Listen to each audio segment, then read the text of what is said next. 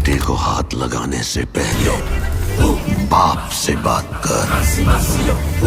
उफ, ये dialogue trailer में तो सुना था, पर थिएटर में इसका जलवा कुछ अलग ही था। और जो सीटियाँ बजी इसके बारे में तो मैं क्या ही बोलूँ। तो जो प्रेजेंस थी इसकी और इस किरदार को जिस हिसाब से लिखा गया, डेफिनेटली बहुत लोगों को विक्रम राठौर पसंद आया होगा। और मैं जिस थिएटर में गया था वहाँ मुझे एक बंदा मिला था जिसने मुझसे ये बात कही, अब से लोग राउडी राठौर के विक्रम राठौर को याद नहीं रखेंगे, अब से लोग जवान के विक्रम राठौर को याद रखेंगे। ऐसा इम्पैक्ट डाला इस किरदार ने। मगर आप लोग मुझे कमेंट्स में बताना आप कितने सहमत हो इस बात से, क्योंकि मेरे लिए ओजी हमेशा रवि तेजा के विक्रम राठौर ही रहने वाला है, जहाँ अक्षय के विक्रम राठौर तो इसके आसपास भी नहीं है। पर बात इसकी नहीं है आज, नहीं तो एक अलग ही डिबेट छिड़ जाएगी। तो इसको साइड करके सीधा रिव्यू करता हूँ जवान को, जो कि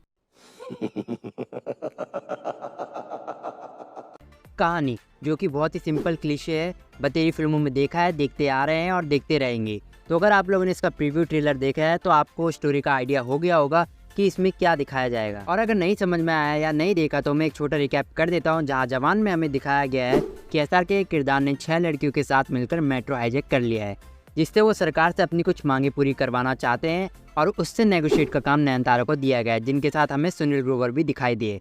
अब वो मांगे क्या है, क्यों है, पूरी होगी या नहीं, और ऐसी क्या परिस्थिति आ गई इनके सामने कि इन्हें कदम उठाना पड़ा, ये सब जानने के लिए आपको ये फिल्म थिएटर में देखनी पड़ेगी। अब इस फिल्म में ऐसा क्या है कि इसे थिएटर में देखना पड़ेगा? क्योंकि मैंने शुरुआत में कहा कुछ नया नहीं दिखाती फिल्म, तो क्यों? जिसका जवाब एक वर्ड का है, मासी। मैं नहीं जानता कितने लोगों को ये पसंद आएगी और कितनों को नहीं, पर मेरे ख्याल से ये एक ऐसी फिल्म है जिसमें खामियां हैं, आप ढूंढो नहीं तो भी दिख जाती है, मगर फिर भी ये आपको एंटरटेन करती है, जिसमें आप लॉजिक नहीं ढूंढ सकते। जितना मैंने सिनेमा एक्सप्लोर किया, मैंने एक चीज़ सीखी, जो आप रियलिटी में नहीं कर सकते वो आप सिनेमा में देखते हो। ये फिल्म के क्रिएटर के हाथ में है कि ऑडियंस को कैसे कन्विंस करे ताकि अनरियलिस्टिक भी रियलिस्टिक लगे। Fast and furious over the top है, पर मैं कन्विंस हूँ यार। सिनेमा डाइवर्स हो चुका है, सब ऑडियंस एक नहीं है। कोई रियलिटी देखना चाहता है सिनेमा में, कोई फिक्शनल, एक्सेट्रा एक्सेट्रा। और मासी फिल्म में सिर्फ एक फैक्टर ढूंढा जाता है, एंटरटेनमेंट। क्योंकि कई इंसान अपनी दुनियादारी थकान दूर करने के लिए सिनेमा देखते हैं, सिर्फ फन के लिए। वो प्योर सिनेमा मुझे इसमें लगा, जिसने मुझे फर्स्ट टाइम ऐसा फील कराया कि इसको दोबारा देखना बनता है, वो भी सिर्फ थिएटर में। कंपैरिजन मैं दूर दूर तक नहीं करूँगा इसका किसी फिल्म से, ना और किसी फिल्म का इससे। ये एक इंडिविजुअल अकेली फिल्म है, तो जो भी मैं कहूँ इसमें दूसरों से कंपेयर मत करना। सबका अपना वैल्यू, अपना फैन बेस है। सेम इसका भी, जिसमें आपको बॉलीवुड साउथ का मिक्सचर देखने मिलता है। मोस्टली साउथ का टच कूट कूट के है इसमें। इससे आपको कई सारी फिल्म की भी याद आएगी, जैसे Shivaji the boss, Nayak, Gabbar is back, जो नॉस्टैल्जिया फील कराती है, रेट्रो फील कराएगी। मगर इसके साथ प्रॉब्लम ये है कि स्टोरी बहुत फास्ट पेस है। लोग फिर भी कंप्लेन कर रहे थे और शॉर्ट हो सकती थी, मेरे लिए तो इतना समय भी कम पड़ गया, झूठ क्यों बोलूँ। मुझे तो ये भी नहीं पता था ये कितने घंटे की है, मैं तो बस थिएटर चला गया देखने। बट मेरा मानना ये है इसमें क्विक शिफ्ट है, जो बुरा नहीं है। एक्शन फिल्म में ऐसा होता है, पर इस कारण कई चीज़ें स्किप हुई है। ये इतना कुछ दिखाना चाहती है और इसके पास इतना कुछ दिखाने को है कहानी में, मगर एक्सिक्यूट ये ठीक से नहीं कर पाए। जहाँ screen time, flashback, love story, character development, songs, actor, इन सब में फ़र्क पड़ा।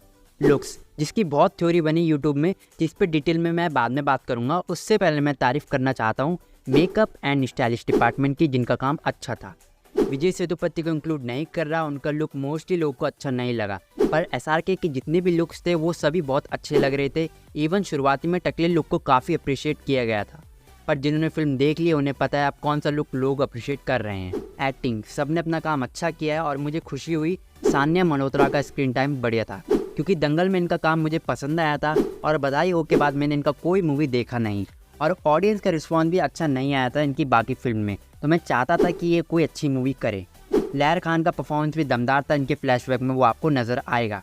पर नयनतारा की एक्टिंग की मैं तारीफ़ नहीं कर पाया, वो क्यों मैं आगे बताऊँगा। एसआरके का परफॉर्मेंस अच्छा लगता है, लेकिन आज़ाद के किरदार में एंड वाले सीन को छोड़ दो, जहाँ फोर्थ वॉल तोड़ के स्पीच दी, वो ब्रिलियंट, एक्टिंग अच्छा था वहाँ, मगर बाकी सीन्स में मामला ख़राब लगता है। और ओल्ड विक्रम राठौर की जब एंट्री होती है तो सारी लाइमलाइट ओल्ड इज गोल्ड ले जाता है किरदार और एक्टिंग के मामले में। बैक स्टोरी, जो एक इमोशन मोमेंट इस मूवी में ऐड करती है, जिसने मुझे भावुक किया। इतना नहीं कि नदी भर जाए, पर मैं रोया। आप उस पल में ठहर जाओगे। एक वायलेंट सेगमेंट है इनके अंदर जो नाइस और ब्यूटीफुल टच देता है। स्पेशली मेंशन करूँगा विलेज और हॉस्पिटल फ्लैशबैक, जो सैड महसूस कराता है। इवन दीपिका की स्टोरी से कुछ एक्सपेक्टेड नहीं था, बट वहाँ इम्पैक्ट अच्छा रहा जो सैड था, जहाँ परफॉर्मेंस में कोई कमी नहीं थी। अब दीपिका का नाम लिया है तो रोमांस पर आते हैं, जिसमें मैं सच बोलूँ तो मेरे आसपास के लोग इतने अजीबोगरीब थे कि इमोशन हो या और कोई मोमेंट, वो हंसने लगते हैं, जिसने मेरा एक्सपीरियंस ख़राब किया फिल्म देखने का। और नयनतारा की एक्टिंग भी मैं इतना ऑब्जर्व नहीं कर पाया। लोगों को केमिस्ट्री दोनों एक्टर्स की महसूस हुई SRK के साथ, पर मेरा टेंशन इतना खास नहीं था उन सीन में। रीज़न आपके सामने, लेकिन आज़ाद का बॉन्ड बच्चे के साथ मुझे प्यारा और टची लगा। एक्शन जो उम्मीद पे खड़े उतरे अच्छे थे, मज़ेदार, स्टाइलिश थे, काफ़ी बढ़िया से कोरियोग्राफ किए गए थे। BGM फिल्म का महत्वपूर्ण हिस्सा, जो अगर अच्छा नहीं हुआ तो फिल्म वाइब नहीं देती। नॉर्मली जिन्होंने अनिरुद्ध का पुराना काम देखा हुआ है, जवान कुछ भी नहीं है इस मामले में। पर ताज्जुब की बात यह है, सॉन्ग्स ने जितना निराश किया था, BGM ऑन पॉइंट रहा पूरी फिल्म में। चाहे वो मासी इंट्रो हो, माय फेवरेट, या स्वैग वाली एंट्री, इवन बैक स्टोरी के सीन्स को पावरफुल बनाया। थीम सॉन्ग में भी अनिरुद्ध एंड राजा कुमारी ने धमाल मचाया। ऐसा कमाल इंग्लिश वर्स में भी था, जो अलग टच देता है जब विक्रम ईयरफोन्स लगाता है। बाकी आप फिल्म देख के समझ जाओगे। VFX की बात मैं नहीं करूँगा, जो ट्रेलर में वीक लग रहे थे, पर क्योंकि मैं फिल्म में खोया हुआ था तो मैंने नोटिस भी नहीं किया। कलर ग्रेडिंग, थिएटर में ये चीज़ें मेरे सामने इतनी चमक रही थी, इनकी तारीफ़ करने से मैं अपने आप को रोक नहीं पाया। इसको बहुत ब्यूटीफुल तरीके से हमारे सामने रखा। इसका colour grading, direction, wow. Specially ये नोटिस आपको शुरुआती 10-15 मिनट में होता है, जहाँ क्या मासी इंट्रो दिया है, प्रॉपर साउथ वाला इंट्रो, भाई बवाल, लाजवाब। किसने सोचा था SRK का ऐसा इंट्रो देखने मिलेगा, जिसमें अनिरुद्ध की फिर से तारीफ करना चाहूँगा, क्या BGM था, अरा मासी, चुम्मेश्वरी काम है भाई। शॉट्स भी काफ़ी ब्यूटीफुल है, जिसकी ब्यूटी की मैं क्या ही तारीफ़ करूँ। ये फुल सीक्वेंस ब्यूटी से भरा हुआ है। सिंपल एक प्लेन का सीन भी है, उसमें भी मुझे ऐसा फील हुआ। बाकी ओवरऑल पूरी फिल्म का कलर ग्रेडिंग, डायरेक्शन अच्छा है, आपको लगेगा कि पैसा अच्छा खासा खर्च किया गया है। मगर इन सब के बावजूद जो मुझे अच्छा नहीं लगा, वो विजय सेतुपति का रोल। बंदा प्योर जैम है, लोगों ने फर्जी से इनको पसंद किया होगा, मगर लेजेंड नोस वेयर स्टार्ट। कुछ ऐसे कलाकार होते हैं इंडस्ट्री में, आप उन्हें कोई भी रोल दे दो वो अलग ही शाइन करेंगे। जैसे पंकज त्रिपाठी, लेट इरफान खान, मनोज बाजपेयी, के मैनन और भी कई, जिनके नाम अभी मुझे याद नहीं आ रहे। सो इनका प्रेजेंस अनदर लेवल का होता है। ऐसा विजय के साथ भी है। यहाँ कुछ खतरनाक रोल नहीं था या कोई बड़ा थ्रेट की लगे कि यार भाई क्या विलन है, नहीं। पर विजय का कमाल ऐसा है, आपको ये भी पसंद आया होगा, जो कॉमेडी करते दिखाई दिए और बॉडी एक्टिंग जो ये करते हैं, जैसे मास्टर में हमने देखा है। सो एंटागनिस्ट वीक है, जिसका एंड ऐसा हुआ है कि आप बोलोगे बस यही था। एक टिपिकल साउथ मूवी जैसे एंड होती है ना हमारे टीवी में, वैसा यहाँ भी हुआ है। पर पावरफुल जो यहाँ है वो सिर्फ और सिर्फ SRK का किरदार, उनका प्रेजेंस है, क्योंकि पूरी फिल्म में वही हैं। एंड एटली जैसा शाहरुख को दिखाना चाहते थे वो उसमें सफल रहे। उसका एग्जाम्पल विक्रम राठौर है। मैंने सुना था कि एडिटर से शाहरुख ने ये कहा था कि अगर कोई दूसरा किरदार शाइन करता दिखाई दे रहा है तो वो सीन रखना, ज़रूरत पड़े मेरा सीन कट कर देना। अभी सच है या झूठ पता नहीं, पर मोस्टली आप थिएटर से बाहर निकल के SRK की बात करने वाले हो। मगर मैं ये नहीं कह रहा फीमेल्स पर फोकस नहीं है, इन पर भी फिल्म ने अच्छा खासा फोकस किया है, वुमेन एम्पावरमेंट दिखता है। पर ये झूठ होगा अगर मैं ये बोलूँ कि विक्रम राठौर OP नहीं था। SRK को इस रोल में अभी तक किसी ने नहीं देखा होगा, जो बहुत ही ज़्यादा हटके था, और ना ही SRK ने ऐसा किरदार पोर्ट्रे किया अपने अभी तक के करियर में, जो फुल्ली मासी, कम बोलता है, जोक्स क्रैक करता है, और स्वैग इसमें भरपूर है, जिसमें साउथ का टच तड़का कूट के है। हमने डुप्लीकेट, डॉन, पैन, इन तीनों में डबल रोल देखा, बट ये वाला सिटी मार था, जो मेरा फेवरेट बन चुका है, जिसके फैन डेफिनेटली लोग होने वाले हैं। एंड थैंक गॉड एटली ने शाहरुख के अकॉर्डिंग कोई बदलाव नहीं किए।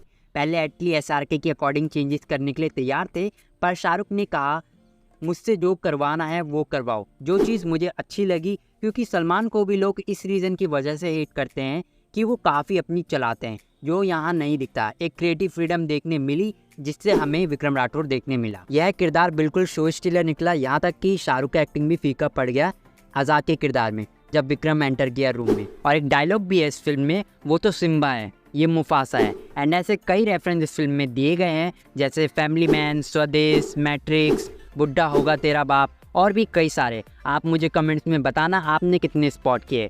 जहाँ एटली की पुरानी फिल्मों के रेफरेंस भी हैं, जिन्होंने इनका फिल्म देखा है उन्हें पता चल जाएगा। मार्शल में हमें 3 रोल दिखे, बिगिल में 2।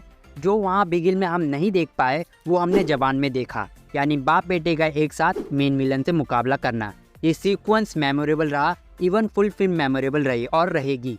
इसमें विक्रम आइकॉनिक कैरेक्टर दे दिया, जिसका अपना स्वैग है, एक्शंस, कॉमेडी, ड्रामा, BGM, मासी इंट्रो, डायलॉग्स, इमोशंस, सॉन्ग्स। इसके अलावा और क्या चाहिए एक फिल्म में। कॉमेडी की मैंने बात नहीं की, बट वो भी है इस फिल्म में। इसको historical, century of the movie, one of the best, great, ये कुछ नहीं कहूँगा। सिंपल इतना कहना चाहता हूँ, ईमानदारी से पैसा वसूल है। एटली और शाहरुख का कॉम्बो मेरी एक्सपेक्टेशंस में खड़ा उतरा है। अब तक जितने भी साउथ के डायरेक्टर्स का कोलैब बॉलीवुड के एक्टर्स के साथ हुआ है, उन सब में ये स्टैंड आउट करेगी।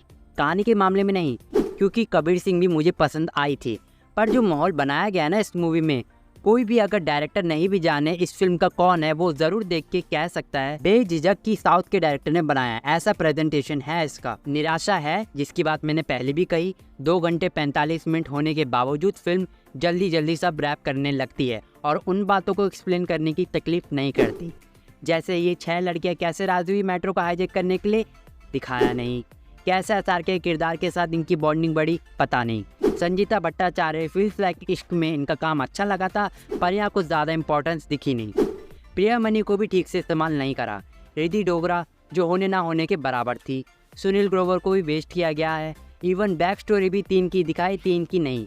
मैसेज अच्छे और स्ट्रॉन्ग थे, मगर साथ में रिवेंज स्टोरी भी थी, इसलिए डिलीवर ठीक से नहीं हो पाए। और भी बहुत कुछ स्किप हुआ है, कुछ सेंसर की कैची भी चली है इसमें। मे बी इसका एक्सटेंडेड वर्जन आए पठान की तरह तो सब जस्टिफाई हो जाएगा, जो पर्सनली मैं देखना चाहता हूँ। और डायरेक्टर कट आ जाए तो बल्ले बल्ले। ओवरऑल सिनेमा एंजॉय करना है तो जवान देखो अपनी फैमिली के साथ। ये एक ऐसी फिल्म है जो फैमिली एंटरटेनर फॉर श्योर है, जो मासी ऑडियंस को अट्रैक्ट करेगी। और जो साल में 1 या 2 मूवी देखते हैं, क्योंकि हर कोई सारी मूवी नहीं देख सकता, उनके लिए भी गुड टू वॉच है। तो ज़बरदस्ती का बॉयकॉट करना, नेगेटिविटी फैलाना मुझे जायज़ नहीं लगता इस फिल्म के लिए। जो अच्छी है और अच्छी नहीं तो मुझे नहीं पता बढ़िया फिल्म कौन सा होता है। फ्लॉज हैं, प्लॉट होल्स हैं इसमें, पर खामियां तो इंसान में भी होती है। ये तो सिनेमा है और कुछ भी परफेक्ट नहीं होता, और खामियां के बगैर कुछ परफेक्ट नहीं हो सकता। मैं मानता हूँ बॉलीवुड कंट्रोवर्सी से भर चुका है, मगर एक समय था जब बॉलीवुड फैमिली को जोड़ता था। वो बात मुझे इसमें लगती है। ये वो क्वालिटी सिनेमा है जिसमें कोई वल्गैरिटी नहीं है, कोई रिलीजन पे बात नहीं छेड़ी। ऊपर से इसमें काफ़ी सोशल मैसेज दिए गए हैं, जो आपको नींद से जगाएगा या नहीं मैं नहीं जानता, पर मैं ये ज़रूर जानता हूँ एटलीस्ट सक्सेसफुल रहे। SRK को वो जैसा दिखाना चाहते थे वैसा इन्होंने दिखाया, जिसका फाइनल रिजल्ट हमारे सामने है, जो हिंदी, तमिल, तेलुगु लैंग्वेज में अवेलेबल है US सर्टिफिकेट के साथ। यानी 12 से अंडर के बच्चों के लिए ये फिल्म सूटेबल नहीं है, जो पूरे 2 घंटे 45 मिनट की है। जिन्होंने अब तक नहीं देखी, जाके देख के आओ। और कैमियो से उम्मीद मत लगाना। मैंने भी सोचा था थलापति विजय इसमें दिखाई देंगे, पर इनके अलावा फिर भी इसमें 2 ज़बरदस्त कैमियो देखने मिलते हैं। एक जिंदा बंदा में है और एक जेल के सीन में आता है। 3rd कैमियो इस फिल्म के कास्टिंग डायरेक्टर का है। और योगी बाबू का कैमियो हिंदी में नहीं, तमिल तेलुगु वर्जन में है। उम्मीद करता हूँ मैंने सभी बात यहाँ पॉइंट आउट की होगी, चाहे वो अच्छा हो या बुरा। कुछ अगर रह गया है तो भविष्य में मैं उन पर बात करूंगा जब मैं इसे दोबारा देखूंगा। तो जब तक मेरी कोई नई वीडियो नहीं आती, कमेंट्स करते रहो इस फिल्म से और मेरी वीडियो से रिलेटेड, और शेयर करना ना भूले, जिससे मेरे व्यूज़ बढ़े और मुझे बतेरी वीडियोस बनाने की प्रेरणा मिलती रहे।